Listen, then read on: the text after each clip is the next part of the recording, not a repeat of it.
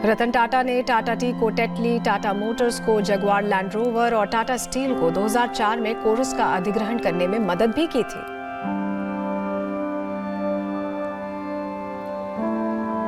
दो 2009 में रतन टाटा ने अपना वादा पूरा करते हुए दुनिया की सबसे सस्ती गाड़ी को मिडिल क्लास के लिए लॉन्च किया था, टाटा नैनो, जिसकी कीमत 1 लाख थी।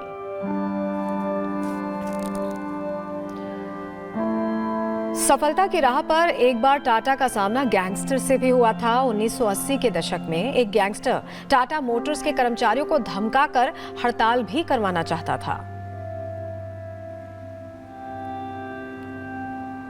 उस समय खुद रतन टाटा ने मोर्चा संभाला और प्लांट में कई दिनों तक रहकर कर्मचारियों का मनोबल बढ़ाया था। उनकी कोशिशों के कारण गैंगस्टर पकड़ा गया और काम दोबारा शुरू हो पाया। वहीं 26/11 हमले के बाद रतन टाटा ने लोगों की बहुत मदद की थी। न सिर्फ कर्मचारियों को समर्थन दिया था, बल्कि उन छोटे छोटे व्यापारियों की भी मदद की थी जो होटल के आसपास अपना रोजगार चलाते थे।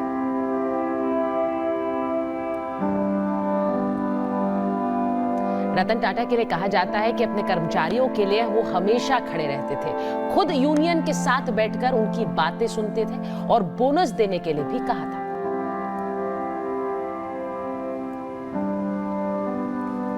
रतन टाटा वादे के बहुत पक्के माने जाते थे। कॉलेज समारोह के दौरान भीड़ भाड़ होने के बावजूद टाटा ने सभी बच्चों से मिलने का जो वादा किया था उसे पूरा भी किया था।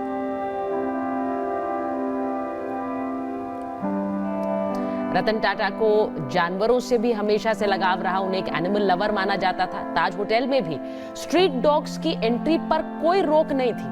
एक बार वो अपने पालतू कुत्ते के साथ रहने के लिए यूके रॉयल फैमिली के कार्यक्रम में भी शामिल नहीं हुए थे। रतन टाटा इतनी ऊंचाई तक पहुंच गए थे, इसके बावजूद हमेशा जमीन से जुड़े रहे। कभी उनके अंदर अहंकार की भावना नहीं दिखी। एक बार तो कार्यक्रम के दौरान उन्होंने स्पेशल कुर्सी छोड़कर आम लोगों के बीच बैठकर ये संदेश दिया कि जमीन से जुड़े रहना ही चाहिए।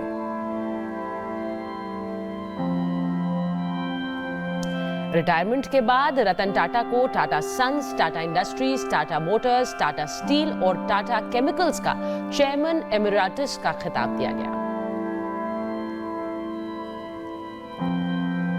वहीं आपको बताएं कि रतन टाटा ने एक बार इच्छा जाहिर की थी कि उन्हें ऐसे शख्स के रूप में याद किया जाए जिसने बदलाव लाया हो। 2018 में एक इंटरव्यू के दौरान उन्होंने इस बात का जिक्र भी किया था।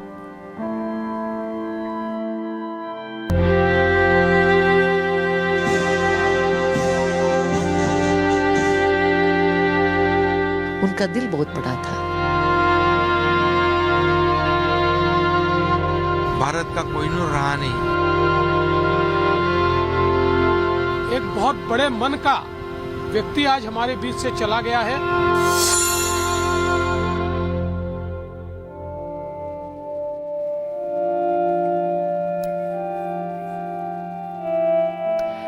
रतन टाटा का पार्थिव शरीर साउथ मुंबई के national centre for performing arts के हॉल में अंतिम दर्शनों के लिए रखा गया है।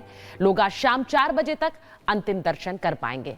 आज ही रतन टाटा के पार्थिव शरीर का अंतिम संस्कार भी होगा। भारत सरकार की तरफ से गृह मंत्री अमित शाह बतौर प्रतिनिधि अंतिम दर्शनों के लिए शामिल होंगे। प्रधानमंत्री मोदी, राष्ट्रपति, उपराष्ट्रपति और कई दिग्गजों ने उनके निधन पर शोक जताया है। प्रधानमंत्री ने टाटा परिवार के नोएल टाटा से फोन पर बात करके श्रद्धांजलि दी। मुंबई में रतन टाटा को नमन करने के लिए बड़ी बड़ी हस्तियां पहुंची हैं।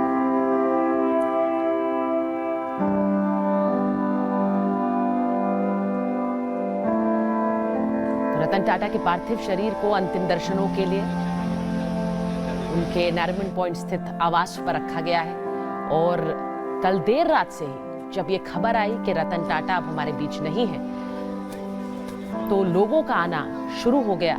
श्रद्धांजलि भाव से, गमगीन भाव से लोग रतन टाटा को श्रद्धांजलि देने उनके पहले ब्रीच कैंडी और फिर अब उनके आवास पर पहुंच रहे हैं। तो भारत के महान रत्न अब हमारे बीच नहीं रहे हैं। पूरी दुनिया, पूरा देश उन्हें अलविदा कह रहा है। इस बीच उद्योग जगत के इस नायक को गृहमंत्री अमित शाह भी याद कर रहे हैं। उनका जो योगदान है उसका जिक्र करते हुए उन्होंने कहा कि उनकी मौजूदगी को कोई गैर मौजूदगी को उनकी कोई पूरा नहीं कर पाएगा। सुनिए।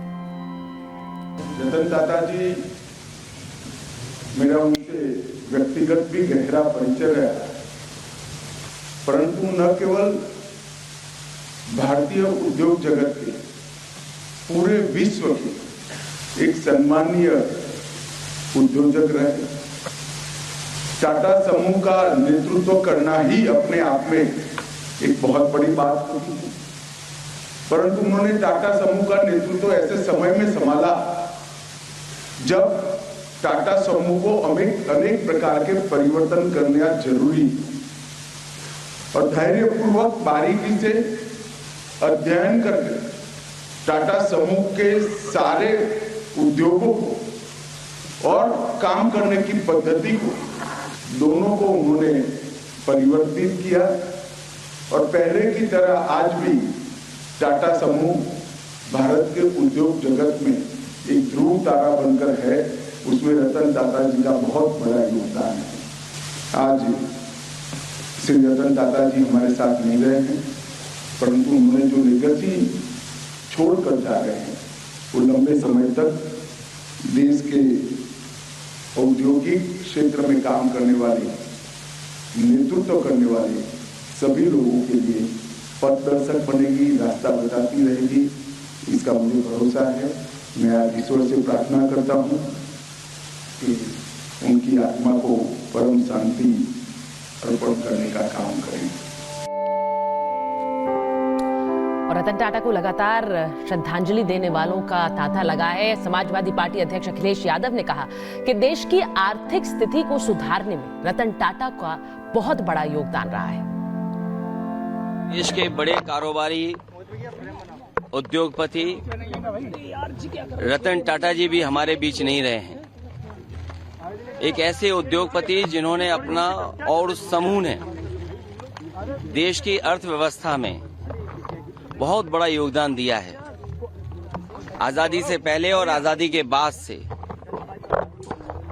टाटा समूह ने बहुत बड़ा देश की आर्थिक स्थिति को सुधारने में और आर्थिक तरक्की के लिए बड़ा योगदान किया है।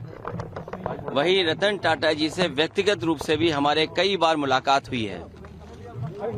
उनकी सोच और उनका विजन यही रहा है कि कारोबार करते समय असूलों के साथ कोई समझौता नहीं। उसूलों से कारोबार करने के लिए और अपने लाभ का, समाज के कल्याण के लिए जिस तरीके से उन्होंने लाभ का पैसा लगाया है और लोगों का, आम लोगों का कल्याण कैसे हो उस दिशा में एक उदाहरण पेश किया। ऐसे उद्योगपति को भी हम लोग याद करते हैं, रतन टाटा जी को। तो रतन टाटा के पार्थिव शरीर को अंतिम दर्शनों के लिए रखा गया है और कुमार मंगलम बिरला भी वहां पहुंचे। उनके साथ उनकी बहुत यादें हैं, वो हर चीज को याद कर रहे हैं और श्रद्धांजलि अर्पित की। का जीवन ऐसा था कि वहाँ से बहुत कुछ है जो हम सीख सकते हैं। मेरा ये प्रिविलेज था कि मैं उनके साथ काफ़ी मेरी करीबता रही कई सालों तक और बहुत कुछ सीखने मिला मुझे उनसे और आदर्श पुरुष थे कई तरह से। तो हमको उनकी जो जिंदगी है सेलिब्रेट करना चाहिए। सर, कोई ऐसी बात जो आपको याद आती है कि उनसे हुई मुलाकात के दौरान, कोई ऐसी बात? हमेशा बहुत स्ट्रेट फॉरवर्ड थे। उनको अपने कंपनीज के बारे में हमेशा सोचते थे 24/7। He is outstanding person.